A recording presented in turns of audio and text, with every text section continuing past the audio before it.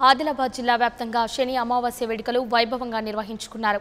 శనివారం రోజు జయంతి ఉత్సవాలు కలిసి రావడంతో భక్తులు స్థానికంగా ఉన్నటువంటి శని దేవాలయాల్లో నల్ల నువ్వుల నూనెతో తైలాభిషేకం చేసి తమకున్న శని బాధలు ఇతర నవగ్రహ దోషాలు తొలగిపోవాలని కోరుతూ ప్రత్యేక పూజలు నిర్వహించారు.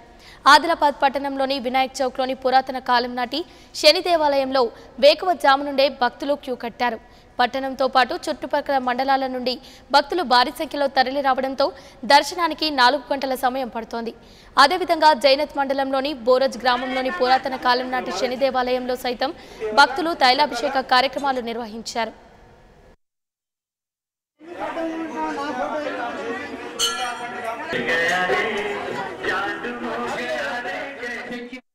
అమావాస్య వస్తే మరి శని ఏదైతే మంచి చెడులు ఉంటాయో మన జీవితంలో ఆ మంచి చెడుల నివారణ కోసం ఈ చెడు దోషాలను నివారించుకోవడం కోసం ఈరోజు పూజలు చేయడం జరుగుతుంది.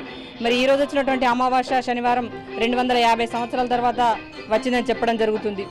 ఇలాంటి అమావాస్య తరచు రాదు కాబట్టి ఎప్పుడో ఒకసారి వచ్చినటువంటి ఈ అమావాస్య రోజు మరి మనం సహజంగా మన సాంప్రదాయం ప్రకారము మనకున్నటువంటి దోష నివారణ కోసం మరి శనిదేవునికి పూజలు చేసినట్టయితే మన జీవితంలో ఉన్నటువంటి ఆటుపోట్లని ఎదుర్కోవడానికి కానీ తొలగించుకోవడానికి కానీ పరిష్కార మార్గం దొరుకుతున్నటువంటి నమ్మకంతో మరి ఈరోజు ఈ పూజా కార్యక్రమాలు చేపట్టడం జరుగుతుంది. శనివారం అమావాస్య వస్తే మరి శని ఏదైతే మంచి చెడులు